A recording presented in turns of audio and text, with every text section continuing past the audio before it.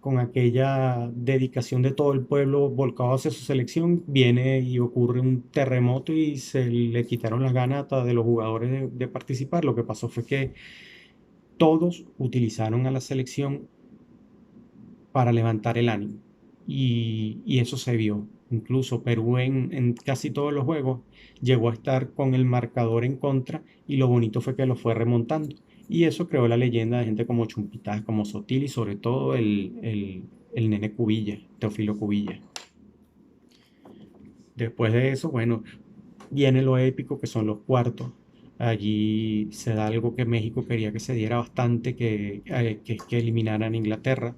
Se repitió la final del 66, los alemanes en tiempo suplementario derrotan a los ingleses y lo curioso es que Inglaterra, mientras estuvo Gordon Banks, fue una cosa y cuando juegan el partido contra los alemanes no pudo participar Gordon Banks por problemas estomacales y se le achaca parte de la eliminación al portero Peter Bonetti, que era tremendo portero. El problema no fue ese. El problema fue que Alemania jugó increíble. Luego de estar 2-0, luego de que Inglaterra pensaba que ese juego estaba en el bolsillo, lograron empatarles, porque eso es una cuestión que va en el ADN de los alemanes. No rendirse jamás y aprovechar los momentos en donde ya el otro no tiene pulmones. Y así fue como lograron algo casi imposible, que fue empatar e Inglaterra no tuvo anímica y físicamente cómo responderles. Así que luego el 3-2 fue fulminante. Así fue que Alemania clasificó a cuarto. Parece mentira, pero México no pudo hacerle eso a Italia. El partido de México-Italia no se jugó en el Azteca y los italianos no se pensaba que iban a golear a México, los humillaron 4-1, porque Italia no venía jugando como para eso. Brasil y Perú se dieron un juegazo también, un 4-2 a favor de los brasileños. Siempre Brasil estuvo con ventaja, pero Perú le dio un bonito espectáculo y terminó siendo un juego que ilusionó a los mexicanos. Bueno, ahora le vamos a ir a un sudamericano, tiene que ser Brasil, porque en el último juego de los cuartos de final se enfrentaron Uruguay y la Unión Soviética y fue un juego duro, defensivo, recio, pero que fue criticado, porque los soviéticos como jugaron con los mexicanos, eso fue como una cuestión de que los soviéticos no eran el equipo que querían ver ganar y los uruguayos fueron súper defensivos, ganaron 1-0 con un gol discutidísimo porque yo creo que sí sale la pelota en el pase que le hace no recuerdo exactamente quién es el que le hace el pase a Cubillas, que es el que mete el gol en prórroga, imagínese usted.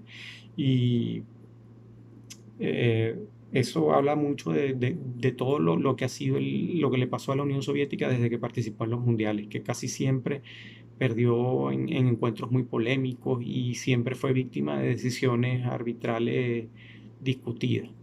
Sí tiene que ver lo de la Guerra Fría y sí tiene que ver cuestiones que no tienen que ver con el deporte, pero yo creo que son conjeturas.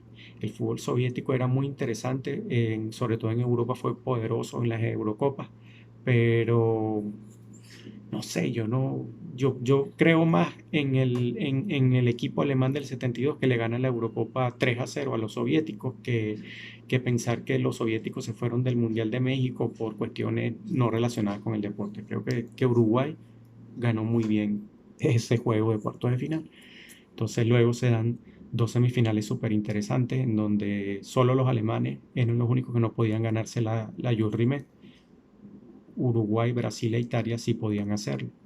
El partido Alemania-Italia era una auténtica final de una Eurocopa, la auténtica final europea y lo terminan ganando en prórroga los italianos a los favoritos alemanes. Ya en ese momento Alemania era el equipo que todos temían de Europa porque en el otro juego era la repetición, la venganza de 1950 entre el Brasil ya favorito de Pelé contra un Uruguay que era un equipazo, pero que representaba una idea distinta a lo que le gusta al aficionado, que es el fútbol alegre y ofensivo. Uruguay era defensa a ultranza, pero era un equipazo. O sea, eran dos juegos que la verdad eran imperdibles. Yo creo que ese tipo de juegos, desde cuartos para adelante, es lo que hace que este mundial sea el mundial de los mundiales.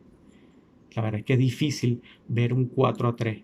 Nosotros logramos, gracias a Dios, ver en el 2006 una semifinal Alemania-Italia muy interesante, que termina 2-0, pero ese 4-3 es superior, es el juego del siglo, solamente comparable a el 3-2 de los italianos con Brasil en el 82.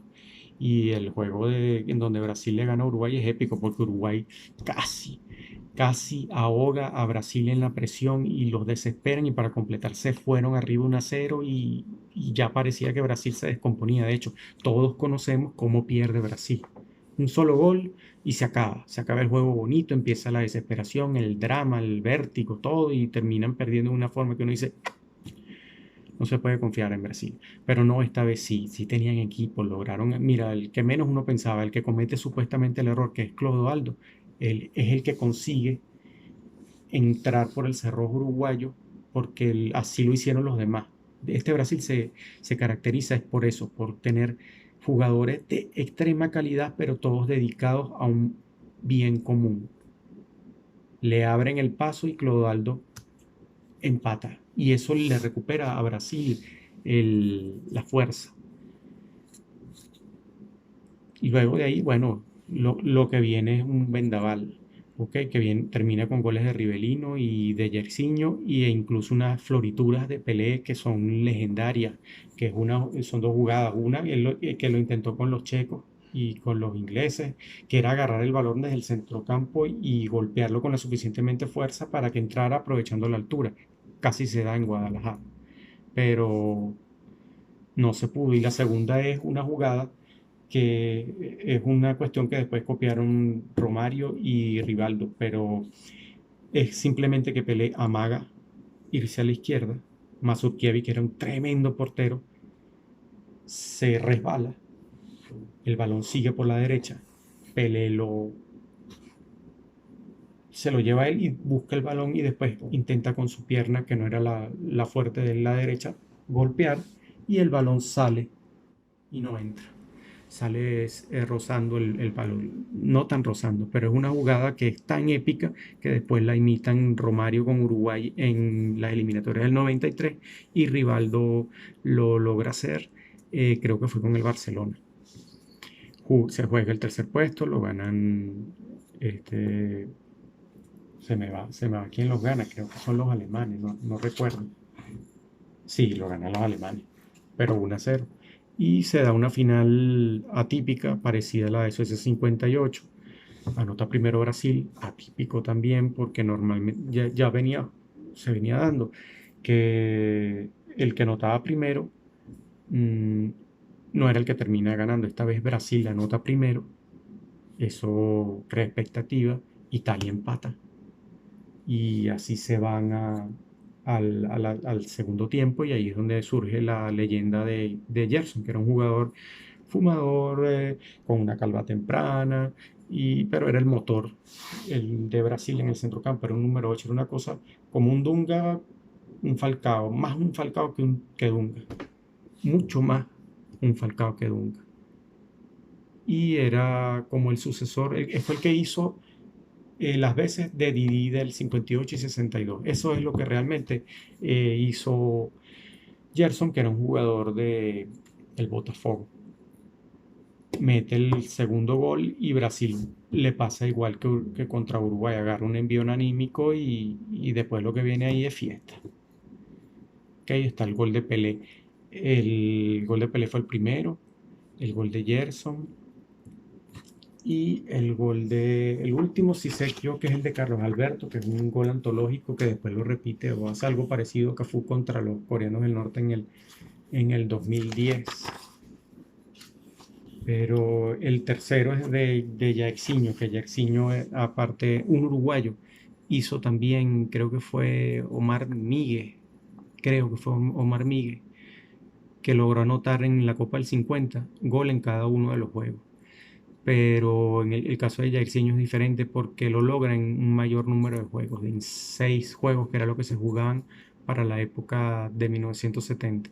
El Mundial de México también tiene como